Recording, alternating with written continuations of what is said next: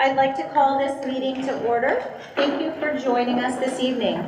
For our viewers at home and for those who are attending tonight, if anybody has questions that they would like to get out to the Board of Education, you can reach us at clerk@fulton.cnyric.org. Can I have somebody move 1.02 to approve the agenda? Move it. Second. All those in favor? Aye. Opposed? Abstaining? Passes 6-0-0. In the event of an emergency this evening, our evacuation procedure is to either go through the library doors, you can go to the right or the left, move away from the building as you exit, or over here to my right, door number 6, you can go out this door as well. Would you please join me this evening for the Pledge of Allegiance?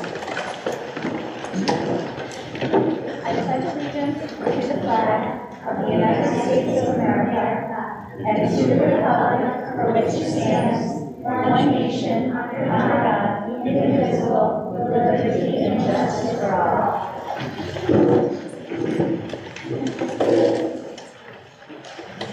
There was nobody signed up for public forum this evening. So if somebody could move 1.06 to approve March 26th meeting minutes. Move it. Second. All those in favor? Aye. Aye. Opposed? Abstaining? Passes 6-0-0. For tonight's president reports, take a look at our Oswego County School Board event that will be happening on April 29th. It will be out to city. It's being presented by Roseanne Bain. If you are interested in attending that meeting or that event that evening, please, we need to let Mrs. Blake know by April 18th. Mrs. Perry, would you be able to forward that on for us? Yep. I am a yes. So if you could all let Mrs. Perry know or Mrs. Blake know by the 18th, that would be great. Look at the various different policy, health committee, and our regular board meetings that are going on over the next 2 months. But I did want to point out April 18th, because April 18th is not a Tuesday meeting, it is a Thursday, so make sure you kind of get that on your calendar. I know that throws me off every now and then. So wanted to point that out. And then also... Is that next Tuesday? Thursday. It's Thursday. This is the meeting we have to do as a county. We all have to have the meeting on the same night to vote in the city BOCES budget. That's right. Yep. And then also take a look in May. Remember that after the board election, which is for our budget and for our new board members and the propositions on May 21st, the next day, the 22nd, we need to come in for a quick meeting to ratify the budget. So just make sure that's on your list as well. Say again? 5 o'clock works for me. Yeah, 5 o'clock okay? Does Mrs. Perry need to change that, or are we all good with that? Mm-hmm. I'm good. That's Okay, 5 o'clock is good, Mrs. Perry. All right, and with that, if nobody has any other questions, I'm going to turn it over to Mr. Polvino. Good evening, everyone. I see you brought flowers and sunshine today to our board meeting. Lots of flowers outside are starting to bloom. I saw some blossoms. Perhaps spring has finally arrived here in upstate New York. And the fields are full of kids as well. So it's great to see. So tonight, we're going to start off with what we should always start off with, which is our students. And we want to recognize our students from Volney Elementary School, our 3rd and 4th and our 5th and 6th grade teams who won the Battle of the Books. So, Mrs. Stoddard, would you like to come up and introduce your teams from Volney?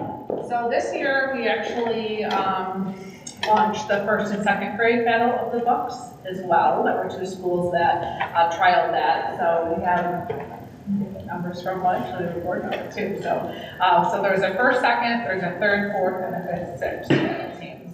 And we had winners from all grade levels go up to the district and then to the Battle teams overnight. So did I misspeak, Ms. Stoddard? Is this 3rd, 4th, 5th, 6th, or did I have? Yes. Okay. Yep.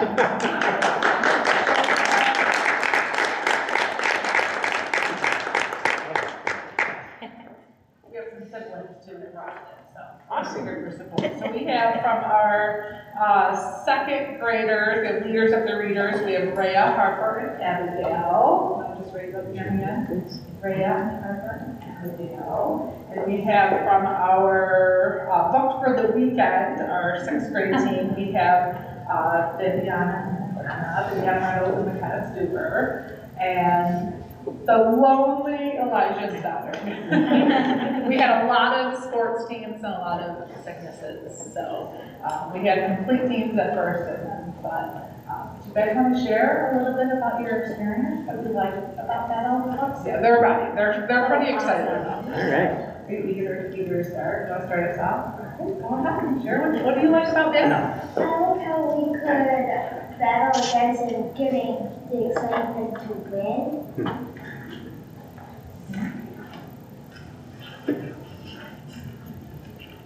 I liked how I read more than last year, so I got to know more of the books better.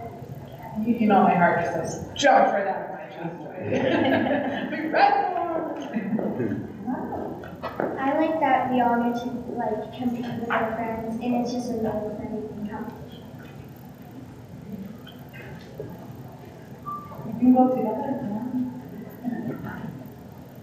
What did you like about that though? I liked how we had the competition to go against other people, and not just that, but even your own classmates as well. And you had the opportunity to see teamwork and friendship just combine all in one. I like the competition of it, and then I got to see my friends and like meet new people and meet my coach. So Battle is such a great opportunity. Obviously, it encourages kids to read more. They have to read 8 books to compete. But the teams are, sometimes they're friends, but sometimes they're just a mixed group of kids that want to get together and read. So like they shared, they really have to practice the true teamwork. And they have to work together, and they have to study together, and a lot of times they're talking in school and out of school, and just even problem solving of when to meet and how to meet, because there's not always time in the day. But it's a great, like when I think about our civil seal of readiness and those kind of pieces, having to get up on stage and be a part of something that's bigger than them, it's been a really amazing experience. I'm super excited that we're pushing it down to the 1st and 2nd grade. I know that there were a couple of kiddos that were super shy and didn't want to do it, but they kind of got it out of their system, and I know that they'll continue to do it in the consecutive year. So here is a slew of our winners from Battle.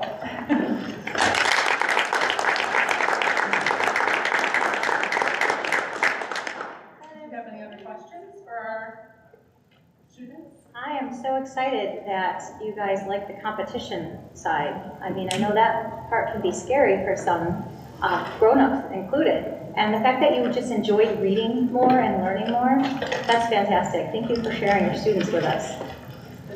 I think it's really great because I know that it's hard to speak in front of people. And I can't help but think that the battle helped prepare you for tonight. And you guys got up like you've done this before, and you got up and you were very confident when you spoke to us. So it's a very important life skill, and you did an awesome job. Congratulations.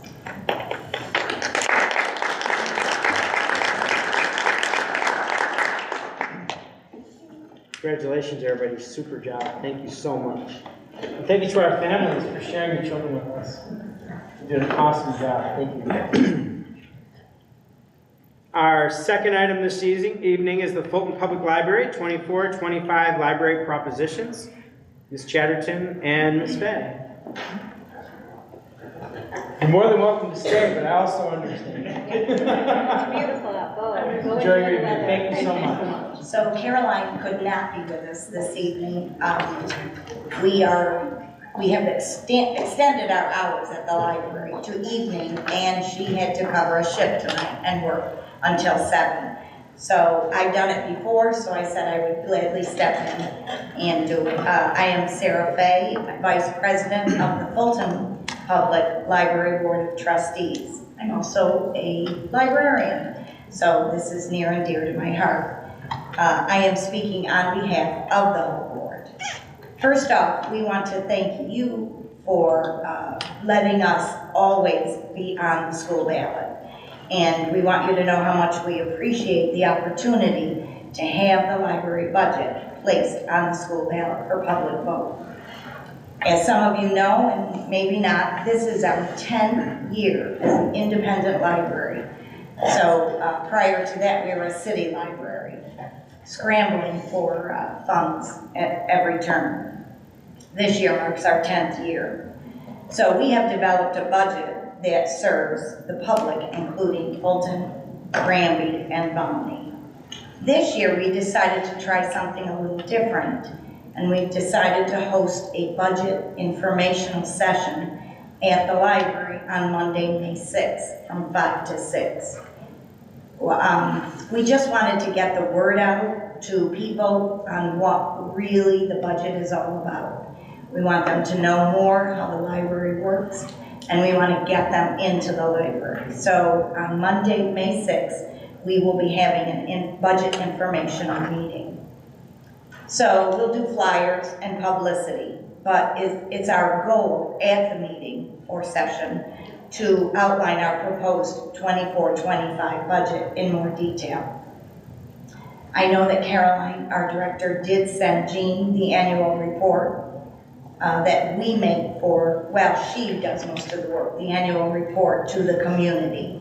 And that's what we hope to focus on in our informational session. The vision and mission statement will include 2023 highlights of the library, collection and circulation statistics, programming, and most importantly, the breakdown of our budget. That's really all I have to say. Thank you again for the opportunity to be on the ballot and for continued support of libraries or librarians. Thank you so much. Yeah, if you have any questions, I will try and answer. It's my 5th year on the board. I have been interim director there too. So it's, if you haven't been lately, you should come and see it. We've revised our whole children's room, and we're now in the process of revising the whole upstairs. Yeah, it looks great. And does I look great. really appreciate that you guys have fixed the ramp for those individuals who were having a hard time coming in. Well, that so was that's very outdated, and we realized that we were waiting a long time to have it done, so we applied for grants, did a little fundraising, and we were able to get the ramp up and running. Well, I know it some looks community- great. I know some community members who are extremely happy that Yes. you guys did that, so. Yeah, Thank it looks you. great. Yes, and thank you for having me. Thank you. And our third item this evening is our 24-25 budget update and property tax card. Dr. Lisi and your team. Thank you, Ms. Bowiano. So as always, everything we do is guided by our mission, vision, and our shared values and core beliefs. And we've talked about those every opportunity we have to meet. So I will move on to the budget. First of all, our projected revenues, I'll start with those. With a proposed tax levy of 2.99%, the overall levy would be $22,704,734. And we've shared our state aid figures. Those have not changed as of yet. Our miscellaneous other is $2.2 million, and our total revenues are projected to be $87,895,358. That's to date. Our budget proposal itself, just to go through these in each particular area, our administrative budget is $9,588,656, and that represents 10.8% of the budget.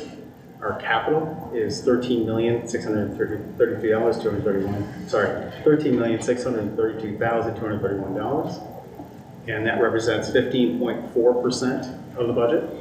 Our programming is $65,266,696, and that represents 73.8% of the budget. That totals $88,487,583.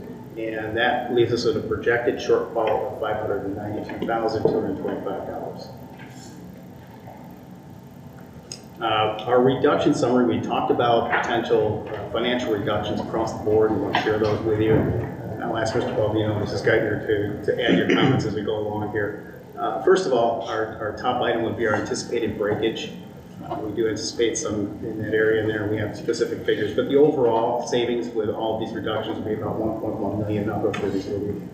Our intent to reduce aides through attrition and work hour standardization. We anticipate about 2 total positions being reduced through that attrition process.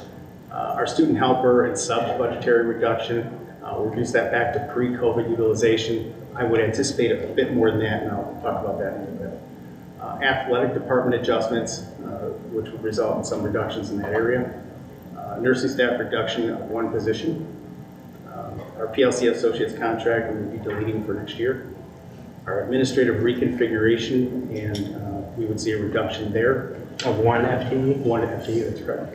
An adjustment in the Peaceful Schools contract, and we'll be transitioning that to BOCES COSER, which in the following year would allow us to receive aid for that particular expense. Our instructional coaches, we anticipate reducing by 2 total positions. And they would be reallocated to other areas in the district. And an SEL coach reduction by 1 position. There's a potential increase for our elementary early intervention program, and that would amount to about $200,000. And we figured that in the total reduction of that 1.1 million. So as a summary, again, the proposed tax levy at 2.99% is figured here. Our anticipated pilots, of course, are included. Our miscellaneous revenue, our projected state aid, again, which has not changed as of yet. Our projected federal aid, again, has not changed. We would suggest a appropriated fund balance from the reserve of the anticipated shortfall of $592,245, which would leave us at a balanced budget. And I just want to share again the estimated impact of a 2.99% increase for the householders. And this is after a basic star exemption. Again, these are estimates. And again, going across the board, for a $100,000 home, that's $48.14 per year increase. That equates to about $4 per month.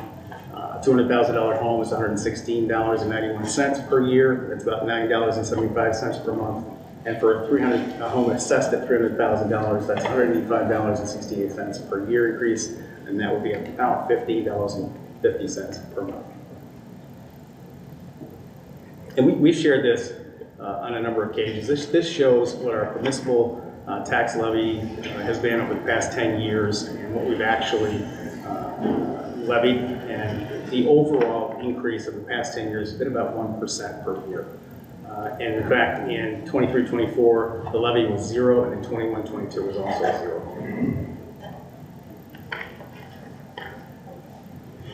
And with that, are there any questions or comments regarding the budget itself before we move on to the next section? On the reduction page, Sure. you said that instructional coaches reduced by 2, but you were moving those positions. Sure. I might ask. Is that saving any money? Yes. So one is a retirement, and the other they're all teachers on special assignment for which replacement teachers were hired to hold in their interim positions. But we anticipate, because of the number of resignations and retirements, that there will be open positions to move those, that one individual to. One is a retirement. And Mr. Lisi, I do have a question because I've gotten about 5 phone calls this week. Can you just clarify about our student helpers? I know that you talked about it at our last meeting a little bit, but just to kind of clarify why it is that we're reducing back to the pre-COVID. Yeah, sure. I'd be happy to do that. You know, first of all, we're very proud of that program. We're probably one of the few districts in the area that actually utilize student helpers and student workers in the way that we do. And just to give you some perspective, prior to COVID, we hired approximately 7 to 10 students. We're now at 37. And there's a reason for that. We hired that many students in the beginning because we anticipated high absentee rate. Also, we had a very difficult time hiring full-time positions in both custodial and cleaning areas. So those students really helped us fill those gaps. We did anticipate the costs associated with that. In fact, we used them so much that it did exceed the budget that we allocated for that particular line. So I think that's important to point out. With that being said, though, we continue to use students in those positions on a part-time basis as subs. In fact, we have 4 working this evening. So it isn't a halt in that program. We're simply slowing it down for this particular period because we want to be careful with the budget. This is also a difficult year. So students are still filling gaps. We're still using them as subs, and we fully anticipate using them in the summer as we normally will. So. In the staffing levels, normal staff are filled positions. Right, thank you for clarifying. So we've filled all of those full-time positions now in our custodial and cleaning staff. So our need for subs and student workers has also decreased. So we have to be conscious of that. Yeah, so the recruitment has gotten better under Mark. We really worked on that. And also the retention. We had a lot of turnover, as you remember from board meetings. You'd have resignations. But now it seems like it's leveled off more. We always have them, but I think it's more the recruitment's working. And I think the retention, based on contracts and other kinds of things, I think we're starting to level off a little bit better as well, which is the right thing. So we're starting to have full ranks, and that was something that was inconsistent in the past. Well, thank you for clarifying that, because I know there's been some misconceptions out there, and I just want the people to understand in our community where we came from with that. I appreciate the question. Thank you. Are there any other questions on the reduction page? So breakage is some retirements, things like that. You could have some positions where, there's a person, a retirement that won't be filled, for example. There's some things like that, that's your breakage. The standardization is pretty clear. We want to make sure we have consistency in hours across all 6 buildings, elementary, and then across the secondary. The nursing staff reduction, we have 9. Pre-COVID, we were at 8, so we carried that 9th position, so we're going back to 8. So those are just some of those positions. You already heard about the instructional coach position. SEL coach will go back to the classroom, but we'll reduce the spot. How many SEL coaches do we have in total? One at the high school. So across the district? There's just one. So we That's don't one have position. an SEL coach anymore? Correct. At the high school level. So that position was specifically around developing curriculum at the high school because we have a curriculum K-8. We use Second Step as our SEL curriculum. And at the beginning of COVID, we recognized that as a need to spend time looking at what is the best approach to teaching SEL at the high school. So that was the purpose of that position, just being a GRE. Does the state give us SEL curriculum then? It gives us benchmarks, standards essentially, but not curriculum. So their high school curriculum is not easy to come by, but there are some options out there for us. But do we have one now? So if you'll remember the guided study hall model from last year, there were specific SEL lessons that were developed for that time. And so the high school is currently revamping that model and looking at how to best deliver that instruction, when in the day and how. So the SEL Success Coach was specifically part of that 3-year federal assistance fund that we used. And so we're thinking with the staff that we have there now and the instructional coaches who remain, we'll be able to continue to support that. We also added the restorative practices specialist at the high school. We'll continue the peaceful schools support in addition to the counselors and school liaison and psychologists there. So hopefully that student support team under Mr. Murray's leadership, along with the department chairs who've become very involved in developing this work, will be able to move forward with a system in place for the high school. And what is the athletic department adjustments? What's that mean? So we're looking at all different aspects. We had added assistant coaches. We're taking a look at that model. We're looking at some other costs that are within the realm. It's about a $750,000 budget, I believe. If my numbers are right in my head. Normally they're pretty good. So we're looking at how we can, but that's one of the areas that we're looking at. It's just the effectiveness and impact of the assistant coaches, for example, is one of the areas that we're looking at. Obviously the uniform piece with Dragons versus, that's a piece of this as well.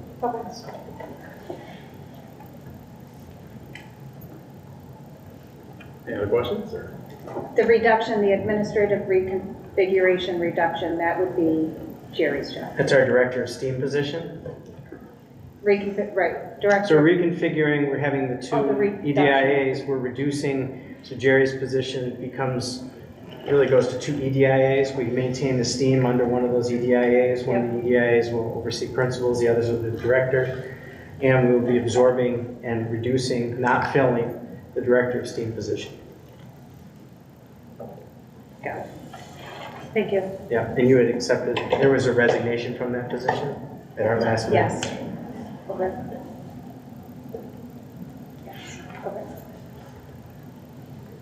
Thank you.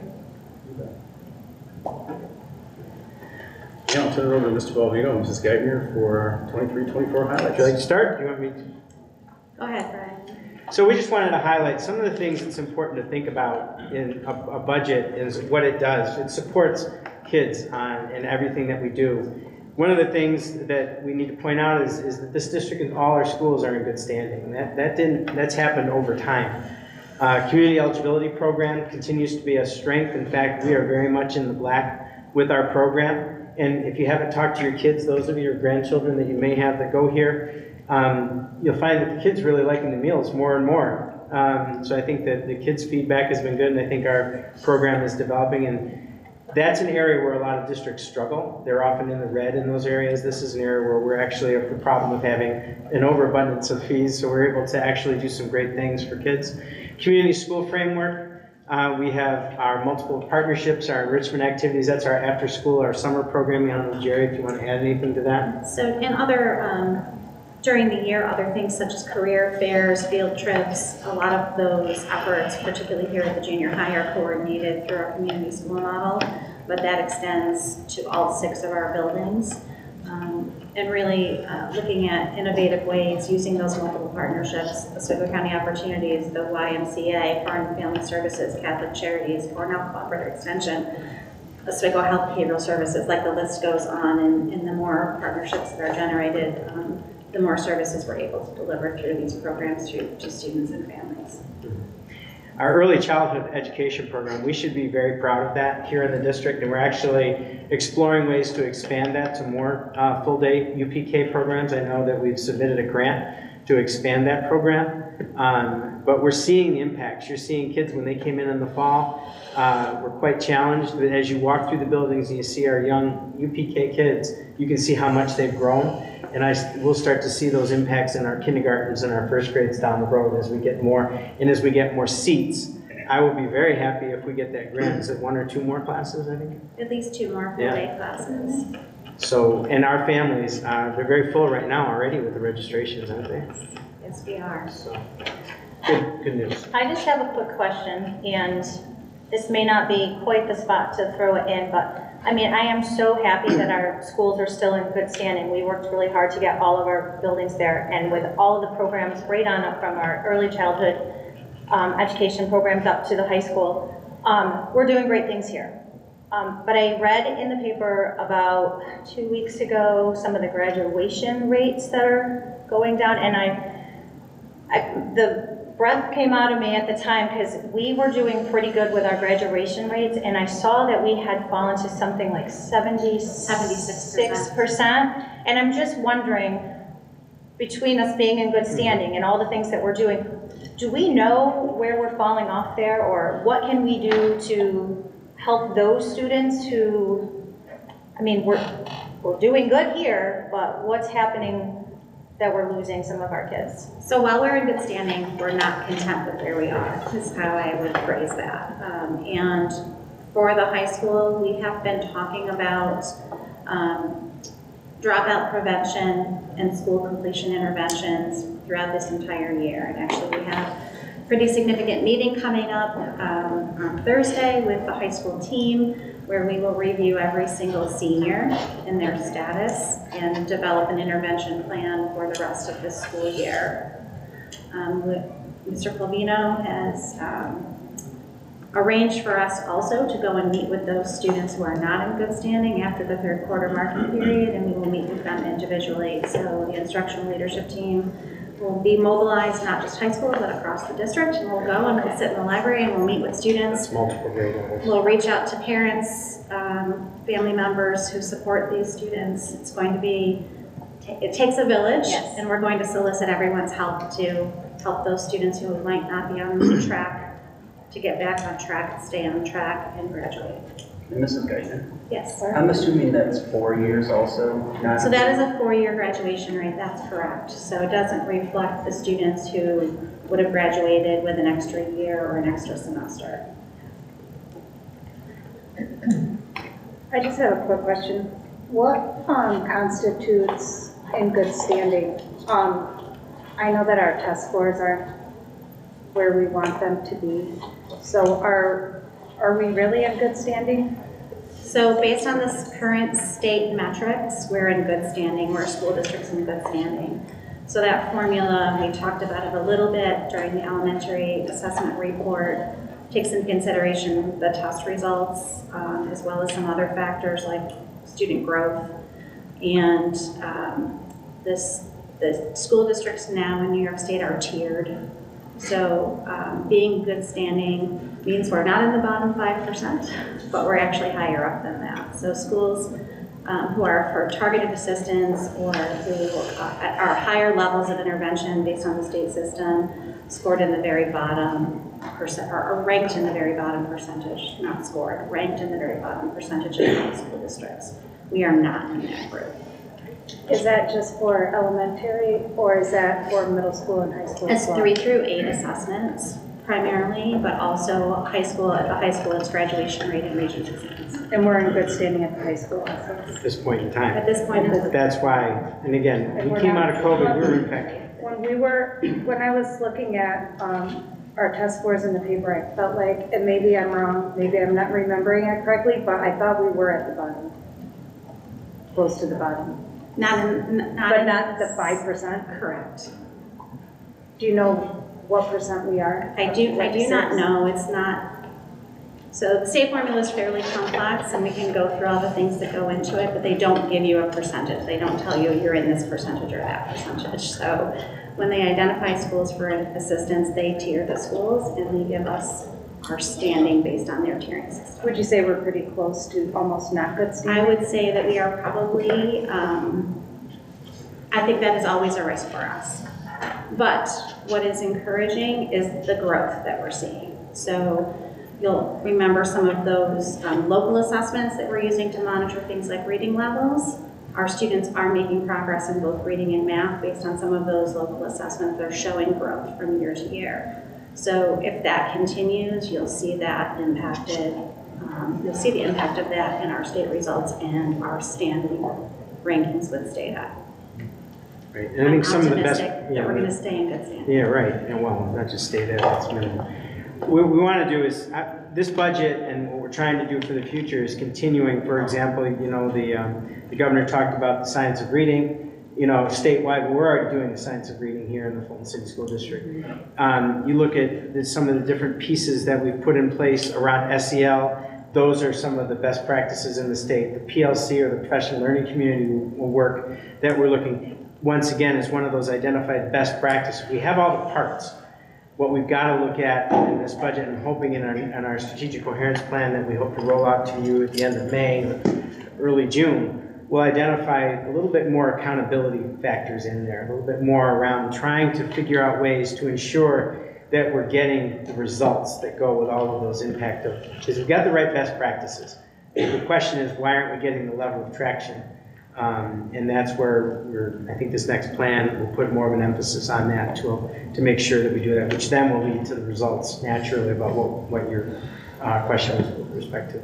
Yeah, I think that's where I was getting at, so thank you for, you know, expanding on that. It does sound like we have all the parts in Fulton. It sounds like we have a lot of parts going, but especially come budget, I guess my big concern would be, what are we doing with the parts and how are they working? And how are we going to make sure that the students are meeting expectations, not watered down expectations like we have in the past?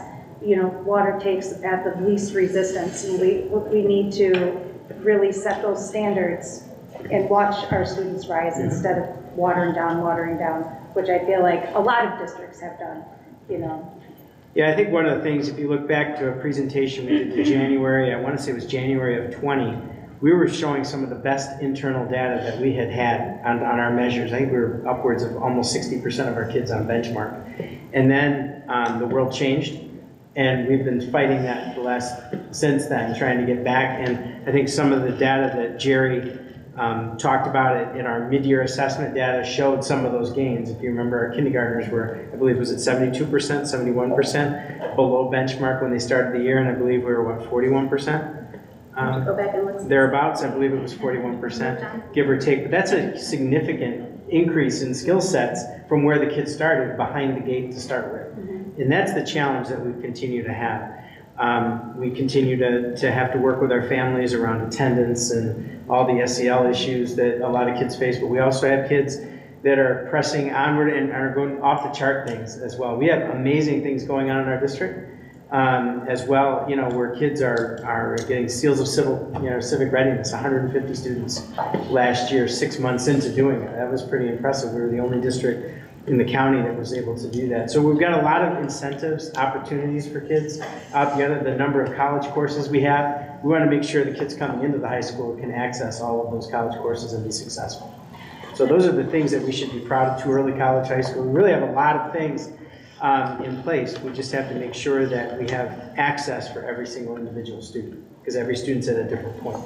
And how we keep track of that is really our multi-tiered system of support. So, you know, the model that we've been talking about, where we are reviewing student data in real time, looking at how kids are doing on common formative assessments that are happening in the classrooms, looking at those benchmarks that we administer, looking at the progress monitoring that happens for students who are Tier 3 in need of Tier 3 support. So that process is ongoing, and the key to staying in good standing as a big, you know, looking at the big picture is making sure each of those kids within the MTSS system are getting the supports that they need. And so when you're talking about it from a budget standpoint, that's where we're making the investment.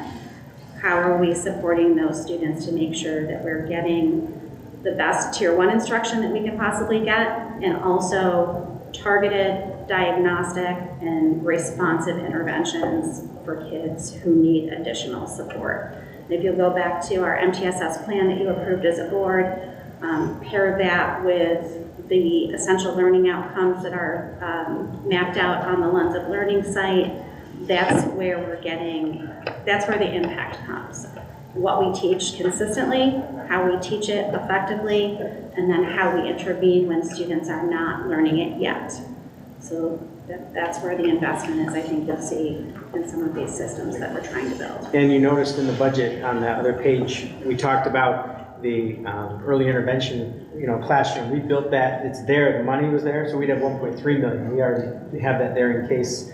So we've thought about that, but it's a great example of MTSS, where kids were not responding to Tier 1, Tier 2, Tier 3, realized we needed something even more intensive at Tier 3, and we created that early intervention classroom over at Fairgrade, and we've been starting to see the results of that. So that's an example where we just didn't say, well, we've used all our Tier 1, Tier 2, and 3. We said, we got to figure out something even above. We have a 3+ here, and that's what we came up with.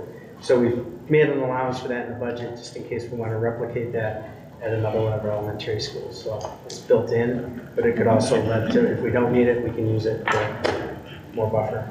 I'm happy to, we always have really super data from the elementary level. And so I'm really excited to hear more about the junior high and the high school and what we're doing to improve their learning and their outcomes. Because maybe I'm missing something, but I feel like there's not as much data, you know, for the high school, but at the same time realizing that they are two different entities and you don't do things the same. So I'm excited to hear more about how we're going to make sure that our kids are staying in school, our graduation rate, how we're rising, our expectations are rising for the kids, because I really feel like they will rise to whatever we put in front of them with the right support. I think we hear a lot about what supports and interventions we have K-6. And then when we get to 7, 12, it's more, oh, these are all the extra programs that we're offering, whereas it's kind of different ends of the spectrum, right? So, although here at the middle level, there's also very robust intervention systems. So we have reading and math interventionists, we have very evidence-based intervention programs for reading. You'll see intervention systems very similar to the elementary here as they apply to a middle level student schedule, right? So it looks a little bit different because it's not RTI time, it's a scheduled intervention class. And it's AIS, right? AIS here, and also building in things like here, the WIN bells, what I need bells here at the junior high. So there's a pretty robust intervention system here as well. At the high school, when you transition to that earning credits toward graduation requirements, a lot of the data that we rely on is those formative classroom assessments to progress monitor along the way, watch list of students who become not in good standing, which is largely based on grades. And so that is not, the most comprehensive system, but it is the system that applies to high school and can be monitored in real time. So at any given time, we run a report of who's in good standing across the board. We have course failure reports, assessment failure reports. The department chairs in particular are leading that work at the high school. That work is happening in those professional learning team conversations. So when the Algebra 1 team gets together, they're looking at how those students are doing on those common assessments and identifying areas that need to be retaught, additional support that needs to be put in place for those students within. So again, going back to that MTSS model, it looks a little different at the high school, but the systems are still there to look at that data and make sure that we're not waiting until 10 weeks, 20 weeks course failure before some adjustments can be made. You add on chronic absenteeism, and you add on students who are young adult people in many ways who have a number of competing responsibilities and obligations, and it creates some barriers to success at the high school. So AIS is not a credit, there's no credits associated. AIS is not credit bearing, right?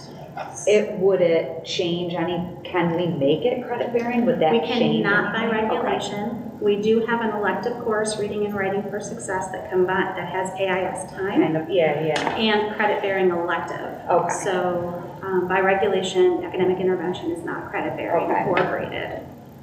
Thank you.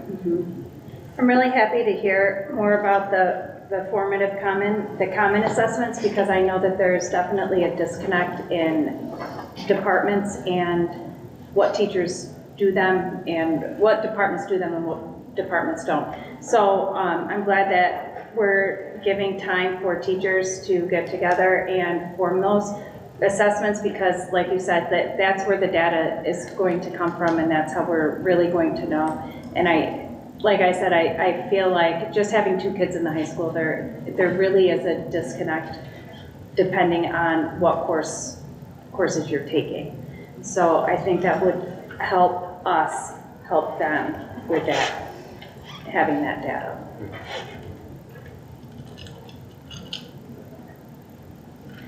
I want to just, if we answered your questions, I want to just focus on one bullet on this particular slide around early childhood education, because it has a budget implication.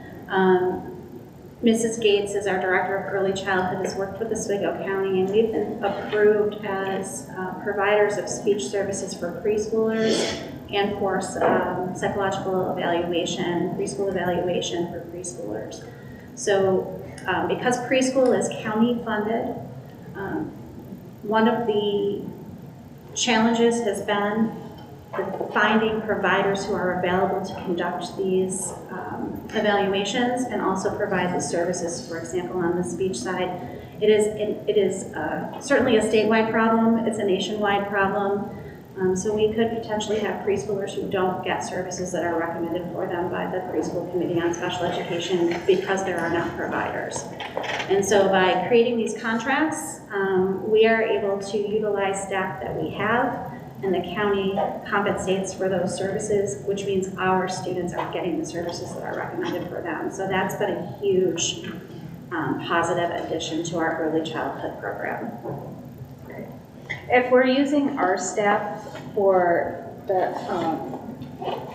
UPK, does that take away from the students like K-6? So Mrs. Gates was very creative with staff schedules this past year, but also we're looking at, we are able to use some of our grant funding and use that county reimbursement to support additional staff time to do those.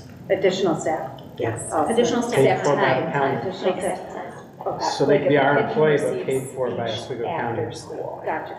Or for example, in the summer, we're providing speech services in the summer as part of our Bridges to Success program. Transportation model's already set up, but we have preschoolers who didn't receive speech services. So we have a speech and language pathologist who will see those students in the summer because CPSE recommended services through the summer. So they'll get their speech leading into that transition to kindergarten, which is a huge, huge benefit.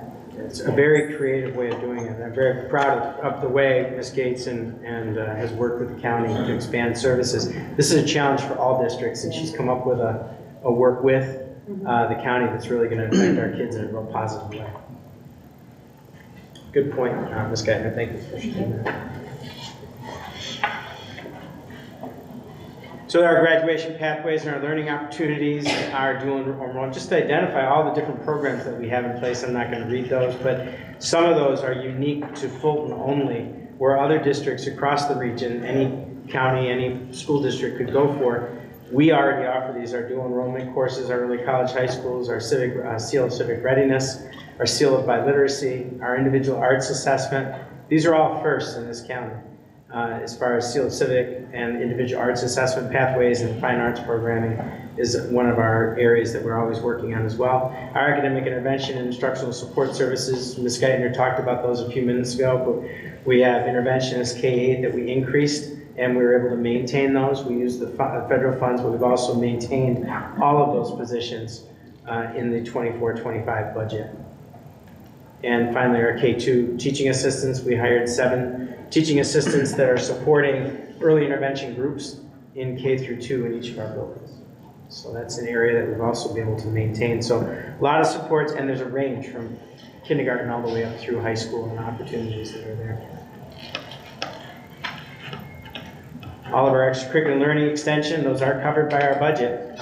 You know, and these are areas, athletic clubs, community school extended days, summer programming, our professional development, our letters, which is our language essentials of teaching readings and spelling, that's our science of reading, therapeutic crisis intervention, training for staff. We did a version that has, you know, really a partial, and then we also do the intensive training for those staff that are really working with the most challenged kids that are more physical, things like that, and have needs for supports. And then our Fulton School Champions program that we rolled out this year for recognition, but also hopefully recruitment and retention. And I believe that program is helping us as well. So thank you, Mr. Papani. Thank you to those staff that have been recognized as well. You want to talk about this part here? Sure. So maintaining our mental health, SEL, and behavior support structure, we have really developed over 20 plus years of comprehensive student support structure that covers the needs of students at all 3 tiers, tier 1, tier 2, and tier 3. So we're talking about direct instruction, targeted small group support that may be short-term or a longer duration, and then the most intensive tier 3 individualized behavior support.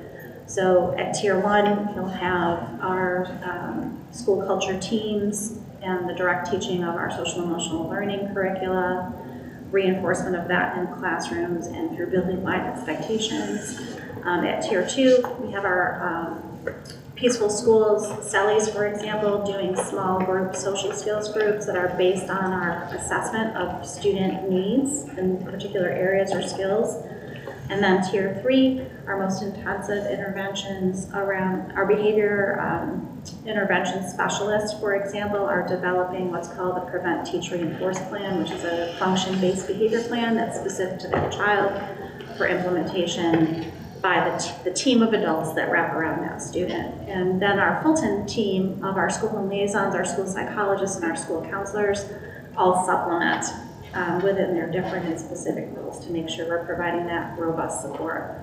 Therapeutic Early Childhood Intervention Classroom at Fairgrave up and running fully in Granby in I guess what I would call a ramp-up model, using staff that's already at Granby and specific times of day to provide direct social emotional instruction to those students. Can I just ask a question about that? Sure. So, I mean, just to kind of go over and again explain the differences, because we had put into place the pilot for Fairgrave program with the intention of seeing how that was working. I know we have some students that are going back into the class and things are working. How did we get to the Granby model, but not quite, because I know we thought about putting a classroom over there, which I think you talked about, that there's money set aside should we need to do something like that. But how did this come about for the Granby? Like, is it set up like Fairgrave, since we know Fairgrave's working? Was there input from our Fairgrave team? So let me explain. So part of our MTSS system, right, we looked at a group of students at Granby who were not responding as positively or as quickly to the interventions that were in place for them as we wanted to.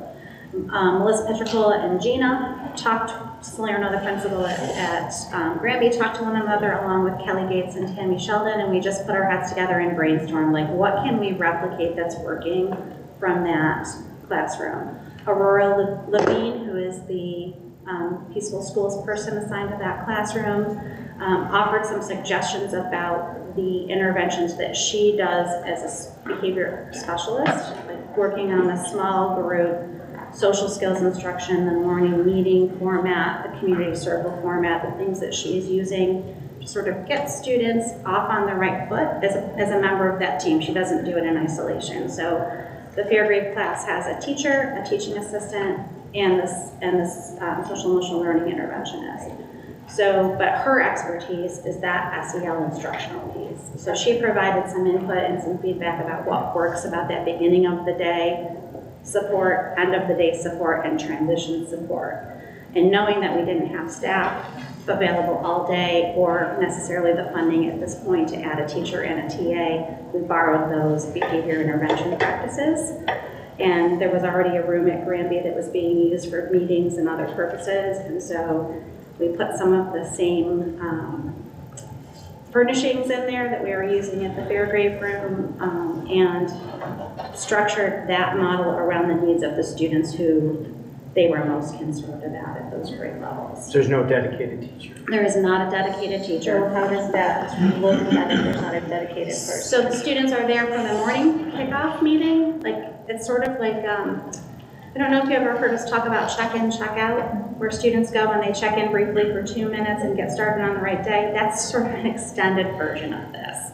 So it's not a 5-minute check-in, it's a specific social emotional lesson, it's a community building circle, then they return to their classroom, and they can come back to the intervention classroom as needed with the staff who's available. So that's the student support team at Granby. Staff. So the restorative practices specialist has a part of the time that she's available.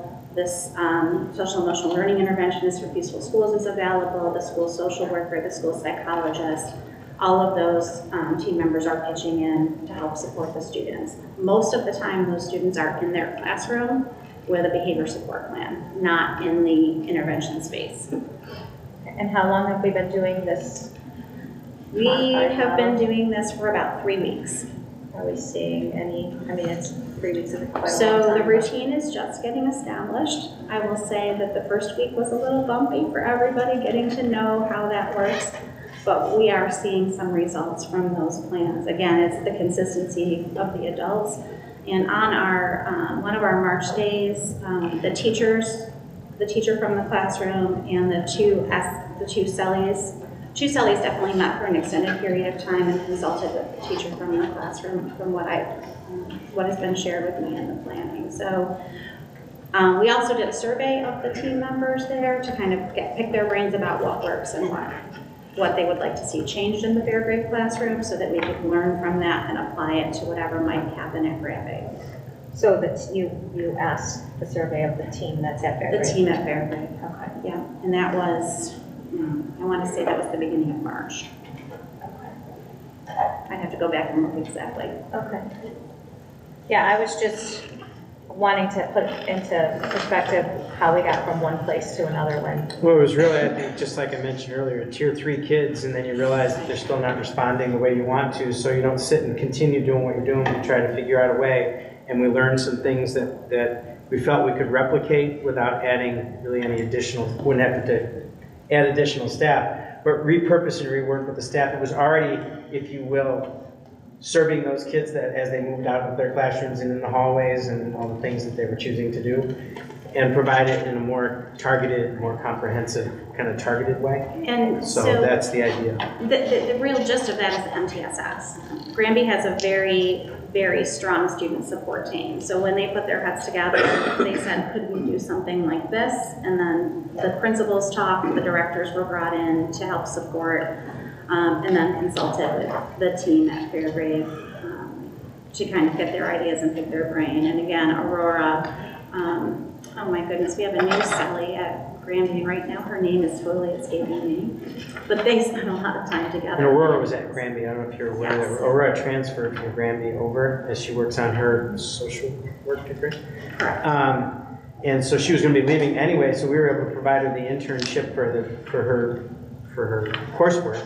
But also, she brought that experience to that classroom. She's also knows the kids over at Granby, so there's a natural connection. And we're spending a lot of time in the Fairgrave classroom as a whole team, right? So people are popping in regularly to check in on the status and informal and formal conversations with the team and with Melissa in particular about how are things going. There's regular PST, problem-solving team meeting with that team, and so we get the minutes and we're able to kind of track that. And I am Aurora's internship supervisor, so I meet with her weekly and we review the progress of each student in the Fairgrave class, which helps to inform what we would do at Granby.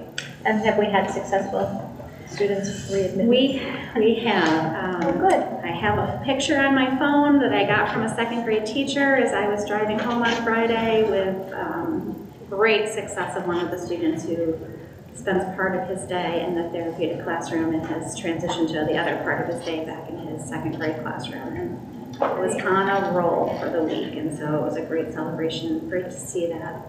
That's great to hear. Smile faces for both of them, which was nice. Adults and child. Yeah, that's great. Yeah, thank you for the update. Any other questions?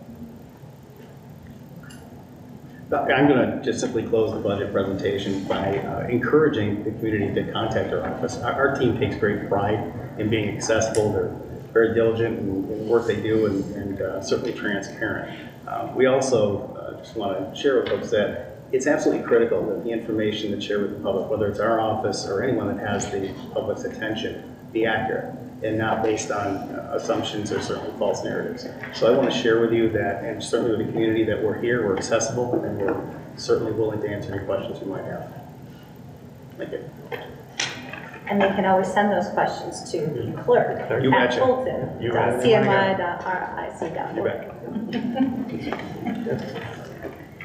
Thank you. Your property tax report card, does that need to be reviewed? You do that. One minute. You go to share or want me to do it?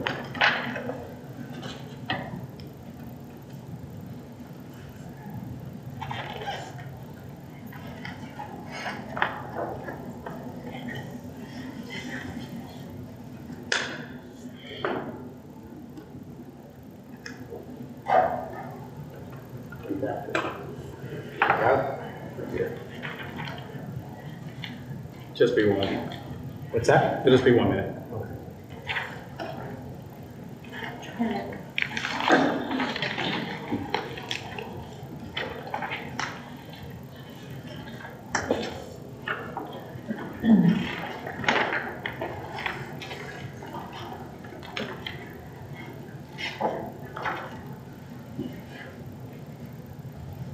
It's been a, Take that again.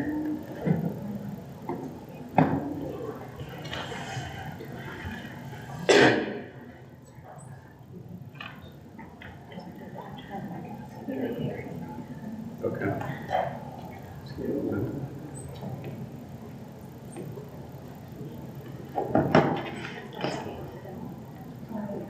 I know, I'm going to switch. We're just going to switch. It takes 2 seconds.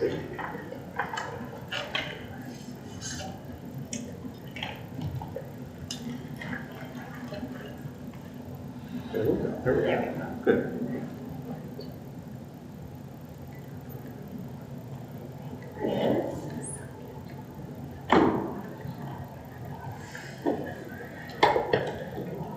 So we just wanted to give you a preview of the property tax report card, which we have to submit following the next board meeting.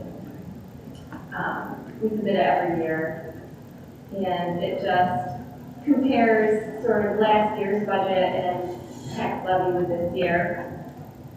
And you can see it calculates well, hopefully as you can see, it's kind of small up there, but it calculates the percent change in the budget, which is 5.15, and also the tax, it reflects the tax levy, the 2.99% that we have decided on. And that includes some of the permissible exclusions. You will see in the next meeting, I have to make one small adjustment to that. There's usually not an exclusion for the retirement system, so there is a small ERS exclusion this year, so I need to add that to the line F, which doesn't really affect the bottom line very much, but I just want it to be accurate. Then it also will go through our different reserves. Down towards the bottom, you can see the adjusted restricted fund balance, so that's basically all of our reserves. And I'm estimating that they're going to stay very similar from this year to next year. It reflects the amount of the assigned appropriated fund balance that we plan to use to balance the budget, which is the $592,225. And then what we think are a reasonable projection for our unrestricted fund balance will be for the upcoming year, which is going to decrease a little bit because of what we're using to balance the budget, but we're hopeful to recoup some of that at the end of this budget season. These are all of our specific reserves. If there are any questions. Do you know all the acronyms? Does anybody have any questions about those? TRS, Teacher Retirement System. ERS, Employee Retirement System.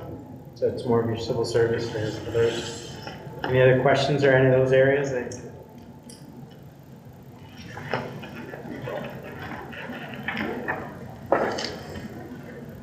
Okay. We're good. Thank you. So thank you to Dr. Lacey and his team. If there are questions, if any of you have questions over the next weeks, days, let us know. If you have community members, send them our way if they have questions. There's nothing that we can't answer. And with that, that's the conclusion of the superintendent's report. All right, thank you. And I believe it's the next meeting. We'll be bringing this up for final vote for the board so it can then move forward into all of our documents and onto the official ballots. And then so the next meeting will be You'll on the also 18th. have a budget meeting for the community. Yep, and that's on May 7th is the budget hearing. So there's another opportunity. It'll be live here at the Fulton Junior High. We'll do it here in the library and virtually at 5:30 p.m. And that's on May 7th. A lot of our documents will then go out into the community newsletter, budget newsletter. We're doing a postcard, I believe, as well. Just reminding people of the voting sites. That'll be going on the next week or two. A couple weeks, 26th, the week of the 26th. A lot of information coming out about the board. It's a late budget vote this year. It's May 21st, as late as it can get in the state of New York. So you'll have 3 weeks there as well in May for feedback as it gets out there as well. So. Well, thank you very much. You're welcome. Thank you. Moving on to our finance, action 4.01, accept financials. Could somebody move that, please? Move it. Second. All those in favor? Aye. Opposed? Abstaining? Passes 6-0-0. Action 4.02 to approve disposal of surplus property. Any discussion? All those in favor? Oh, sorry, I should probably have somebody move it first. Move it. Second. Tim and Tim. All those in favor? Aye. Opposed? Abstaining? Passes 600. Action 5.01, approve the Committee on Special Education. Move it. Second. All those in favor? Aye. Opposed? Abstaining? Passes 600. Action 5.02, approve construction management services. Move it. Nick, somebody second? Second. Second. Any discussion on that? All those in favor? Aye. Opposed? Abstaining? Passes 600. For our personnel, I would like to ask if somebody would move to batch 6.01 to 6.13. No. I want to table 6.04. So then let's go through and do them individually. I'd like to ask for for an executive session, please. Executive session before we do? Yes, please. Okay. Move it. So that was Tim, and somebody second, please? Second. Jen. Okay, executive session. All right, we will return. Thank you.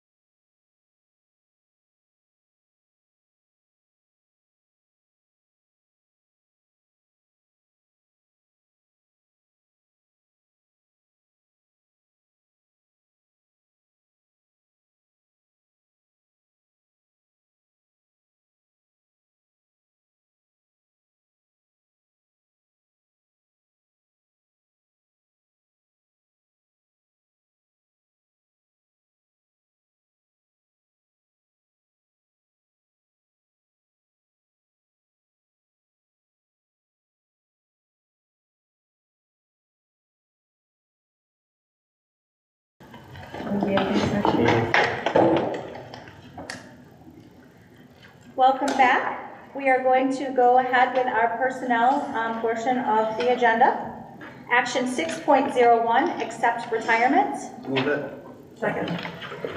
All those in favor? Aye. Opposed? Abstaining? Passes 6-0-0. Action 6.02, accept resignation. Move it. Second. All those in favor? Aye. Opposed? Abstaining? Passes 6-0-0.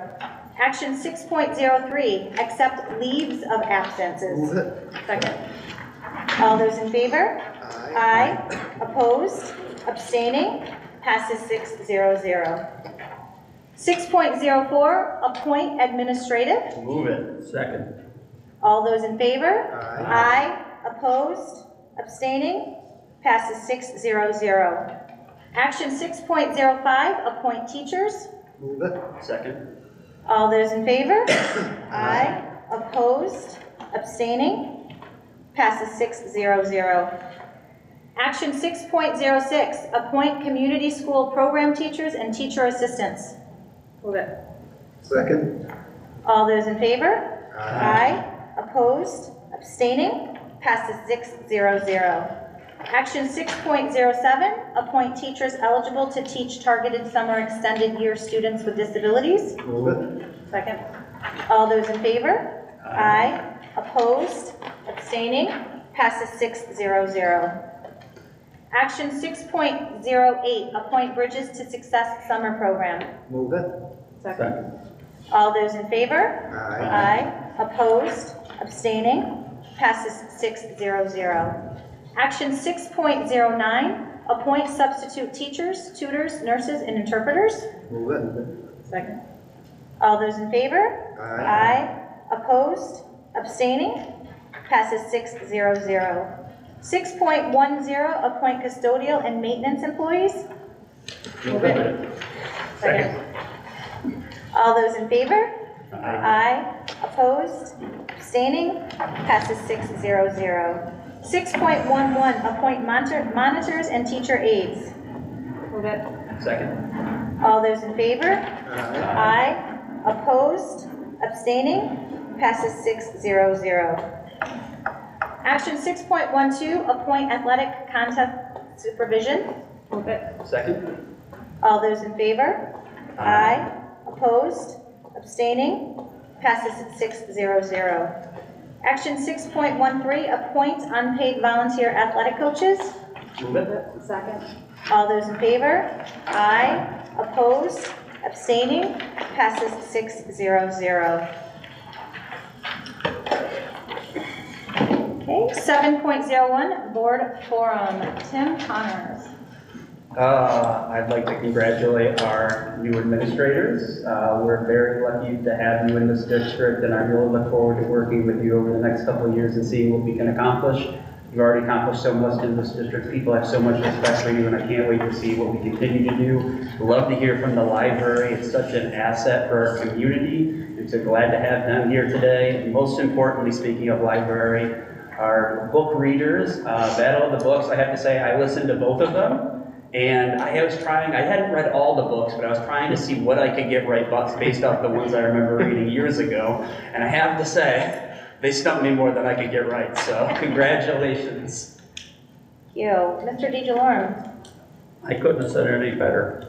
So, All right. what Tim said. What Tim said. Mrs. Capilardo? Yeah, I want to congratulate all the Battle of the Book kids. I did read all of the books for the first and second grade and still couldn't answer all the questions. So, I was very impressed with how that all transpired. I do want to point out how huge it is that we have the UPK, that, potential for additional classrooms. There are a lot of districts that run a lottery system for full day, and it's a huge problem. It's a huge problem. So the fact that we offer so many full day sessions is incredible, and I truly think that especially the next couple of years, these kids that really were COVID kids are going to benefit from these full day sessions. And then I just want to thank everyone for voting for the Eclipse Day off yesterday. I know there was some pushback from some people, and I just think it was a really awesome experience for our kids. And my 4-year-old was educating me on some things that he had learned at school, and so I know that they got something out of it. That's So, great. and that's it. All right, Ms. Mesa. Congratulations to our Battle of the Book winners. It's awesome knowing that the kids are actually enjoying reading, and then for them to speak in public, that is such a big thing. That's just huge to me because it is just so difficult, and they did it with such grace and just such confidence. So it was great to see that.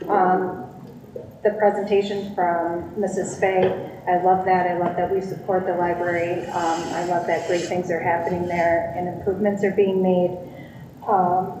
Thank you for the budget presentation because that's huge. And congratulations to Mr. and Mrs. Hendrickson on your new appointment. Much deserved, and looking forward to working with those two as well. Mr. Crandall. Congratulations to our retirees, Battle of the Books, everything else that happened tonight. All right, thank you. Mr. Lisi, thank you so much for the budget presentation. To our community, please reach out to our administration or send emails to us at the clerk address if you have any questions. Like Mr. Polvino had said, you'll be getting mailings coming out shortly, but if you have questions, please ask them because we are willing to answer anything that might be out there that you have. And if we board members don't have the information, we will find it for you. But Dr. Lisi, he's your guy. So please think about calling if you have questions. I also wanted to let you know that after Easter, I had a day off of school, so I had the opportunity to join Mr. Polvino, walk around some of the classrooms in Fulton. And it was just great to see the learning that was going on. We had kids who would come up with their projects that they were learning, that they were studying ancient Egypt and different things, like there was an actual mummy that was made, and just things that they were very proud to show us that they were working. And I know that because I'm working in a school, I don't get to see the rewards of what our students are doing. So that was a really great day. Also, Mr. DeJalorum, I got to pop into the library over at one of the buildings as they were doing discarding of books, and I know that you quite often ask for a list of what we're doing and where the books are going and if they're damaged. Tonight, we had furniture from one of our buildings, and it said they're broken. So I know that Mr. DeJalorum has been asking this, Mr. Polvino, for a while. When we have our books that are being discarded for whatever the reason is, outdated, because I had heard that some of our encyclopedias were outdated, but they were being moved to 5th or 6th grade classrooms because some of that information is what they're learning.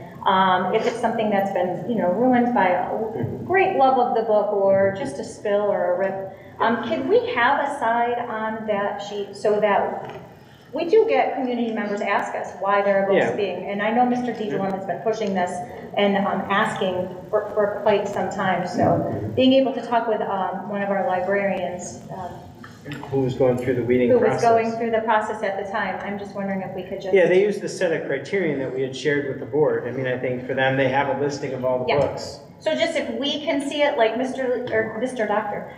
Lisi started to add that in under some of our disposed, probably because we keep asking, well, why, where'd it go, what's wrong with it? So if we could just do that for the books too, that would be great for our community. We'd really appreciate that. One more fun thing that I really want to throw out there, the Fulton Athletic Booster Club, they do have their, I'm not sure, what are we calling it? Booster Burn? Yeah, The Booster Burn Run. That is going to be Sunday, June 9th, down at the high school, starting at the high school track, ending at the high school track, a 5K. We can put our sneakers on for a run, a walk. I encourage our students and our athletic teams to try to get as many of your teammates together as possible. I know that there's one young man in the district who I have to beat this year because he got me at the end last year and I can't go down again. What's the But date on that? it is Sunday, June 9th. June 9th. Faculty, please come out and support this because the Athletic Booster Club, they support our children. And this is a great event. This is the third year that they have been doing a run. It's been good weather, so hopefully this year will be good weather again. But it's just something fun for our community, our school community, and if we can just get, you know, maybe some of our administrators might want to run with us. Just going to put that out there for you. So, I might walk. anybody, you can walk. Yes, you can walk. There's nothing wrong with that. I will tell you that sometimes when I see the little like 4th and 5th graders coming around the corner and they're ahead of me, it's impressive. It's pretty darn impressive. I'm not going to lie. But for everybody, that would be great to see if you guys can join us on June 6th. I believe they have a Facebook page set up that you can go with a link on. But Dr. Lisi, do we have this on our webpage? I know last year in the past I've asked you if you could put this up on our webpage for people. I will send you that information. Okay, perfect. You can put it in the COVID spot. We have to have it up there for the audit. We can move it though, we're moving it out of its prominent spot, but actually that's part of the audit. I would love to remove that for you, but. The federal government audit is coming up. Not yet. That's actually, it has to be up for the audit to show that we actually have it. A little less prevalent. Congratulations, Mr. Henderson. Please share our congratulations with your wife as well. We are honored to have you move up in our district. We know that you do great things with kids, and I'm excited to see where you guys take us in the future. So thank you. Thank you. All right. Is anybody interested in second public forum? All right, we're going to go ahead and move on. For action 7.03, we do have another executive session, friends. So could somebody please move that? Move it. Second. And I thank you. Oh, I should probably have you guys, all those in favor? Aye. Abstain? And passes 6-0-0. I know I skipped right over that. I'm very sorry. We are going to enter into executive session. For those of you who have joined us this evening, we thank you, we appreciate you, and we will be back.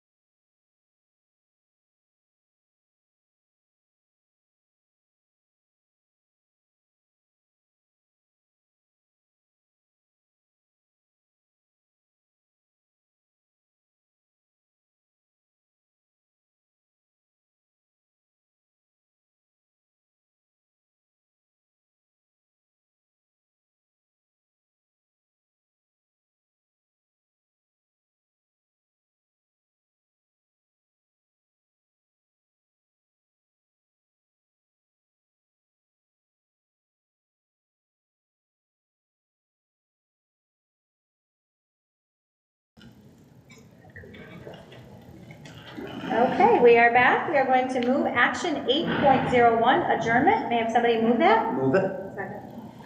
All those in favor? Aye. Opposed? Abstaining? Passes 600. Thank you very much and have a great evening. Thank you. Thank you.